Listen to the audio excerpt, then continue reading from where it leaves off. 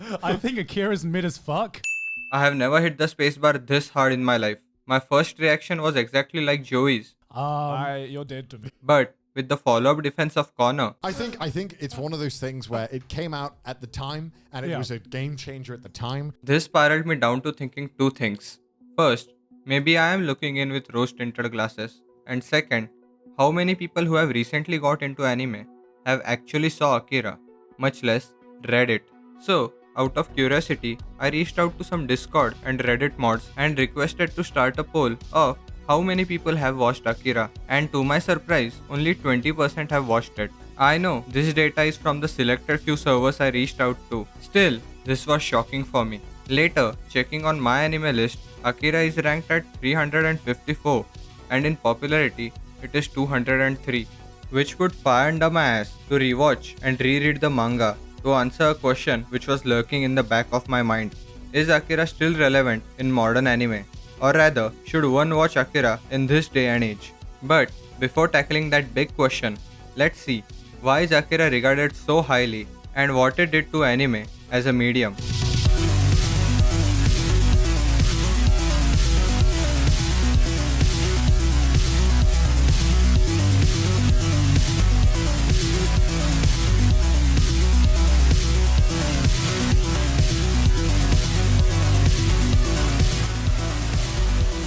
Nowadays, anime has its mainstream media and big screens, with 2001's Oscar-winning Spirited Away, Makoto Shinkai's beautiful Kimi no Na wa in 2016, and recently Demon Slayer Mugen Train, who smashed all the records with whooping 500.2 million US dollars worldwide. But before all these films during golden age of anime, in 1989, Akira hit the Western audience, which made its mark with the mature themes while using the Western production technique of pre-recording the dialogues, then later animating over it, which gave us the seamless lip syncs, which was very rare in the Japanese anime production at that time, but very common in the West, which was probably the reason of Akira's domestic failure, but being a cult hit with much larger international fan base, which secured home sale of $80 million only on VHS bootlegs. Akira made its mark and also paved the route for next generation of anime. Akira was a huge collaboration between 7 different studios who provided funding and resources to Tokyo Movie Shinsa, which is now TMS Entertainment, under the mangaka Katsuhiro Otomo himself, who directed and gave the life to his story with 160 individual cell animation. Otomo himself claimed that the story of 2000 pages of notebook ideas and character designs was trimmed down to mere 738 pages to create the majestic yet scary post-apocalyptic city of Neo Tokyo.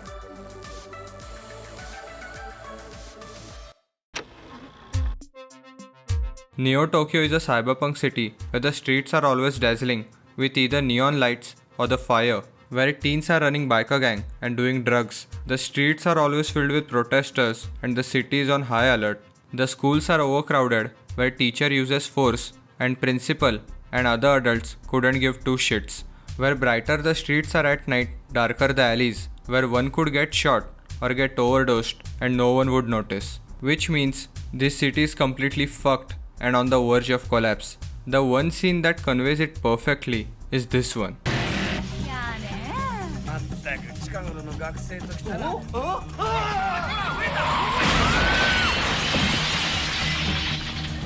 The couple in the restaurant are treating them as problem teens. But before finishing the sentence off, school kids nowadays, a guy gets rammed through the window with his bike, probably killing the guy in white suit, stating, "These are not your average high school kids, and this is not your normal city." This fucked up city is accurately portrayed in the anime, where everything is moving constantly, where in a single scene, so many things are happening at the same time that you get confused where to look at. Should I look at Kaneda getting a cigarette, or Yamagata getting a fake tooth, or this fucker who is puking out blood, where the constant movement makes us believe this is real? Because in real life, everyone has their own body language, their unique walking style, and no one walks uniformly, which is the callback when Joey says, It almost defies anime, in a sense. the thing he meant was probably the atmosphere in the movie feels so real and chaotic that you forget that it is anime. And that is because the real life is also chaotic and the anime portrays it really well by not only giving these constantly moving characters and also thanks to the lighting used in the film. As the majority of the movie takes place in the night, 60 different types of colors were added that makes Neo Tokyo itself as one of the characters in Akira, who is young with different colors of beautiful light, but soon they can turn into a chaotic one. We see these chaotic lights with the eyes of two boys, Tetsuo and Kaneda. Tetsuo, who has a terrible inferiority complex by always following the back and shadow of his childhood friend, Kaneda. Kaneda is a charming guy and acts like an ideal protagonist should act.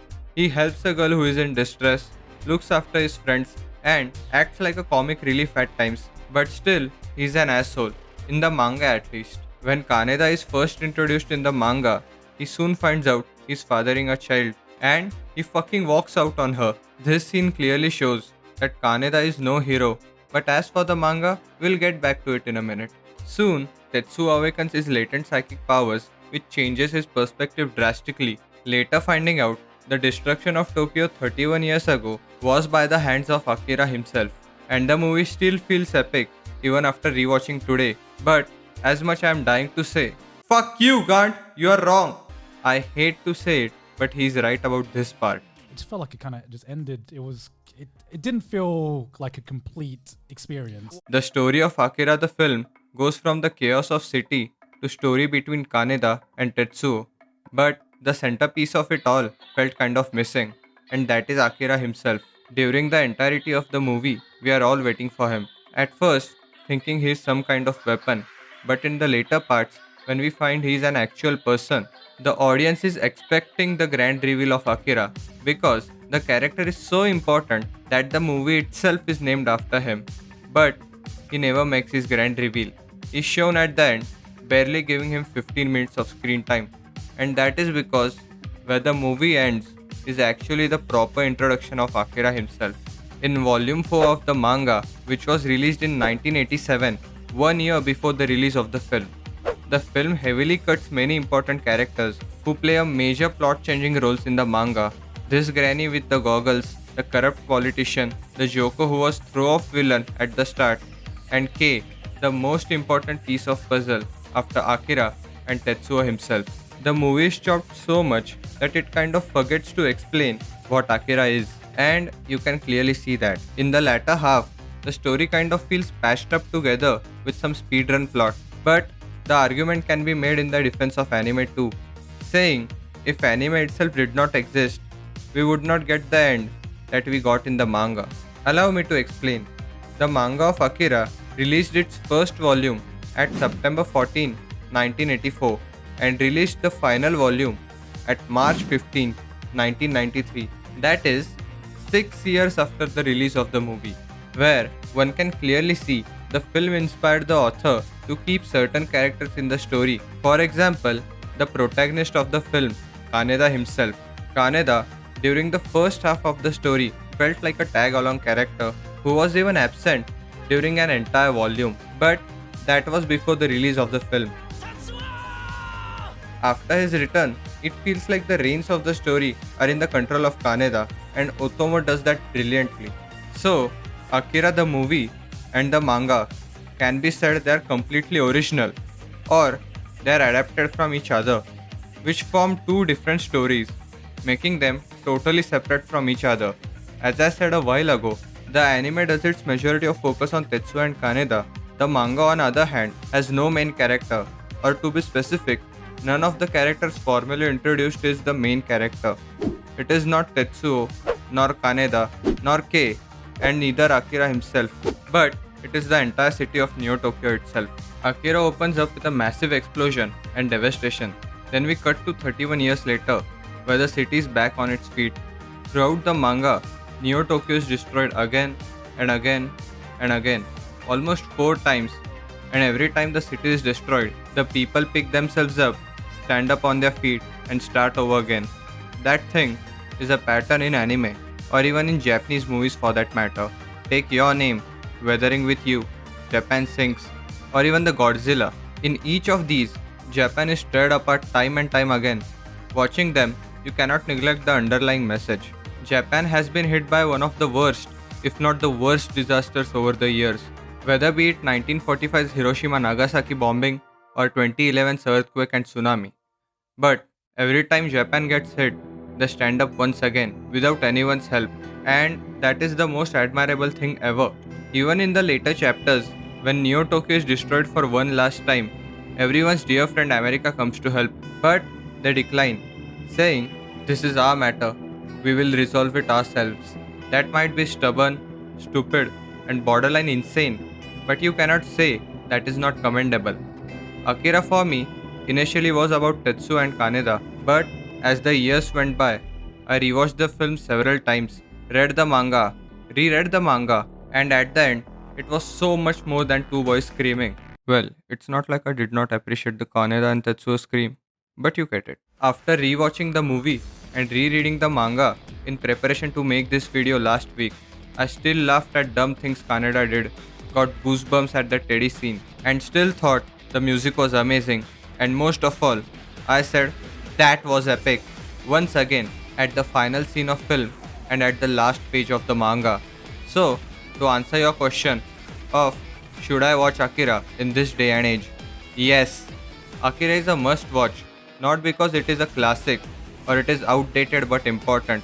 Rather, it is a really great movie which does everything what modern movies can do and has equally amazing manga with jaw-dropping panels.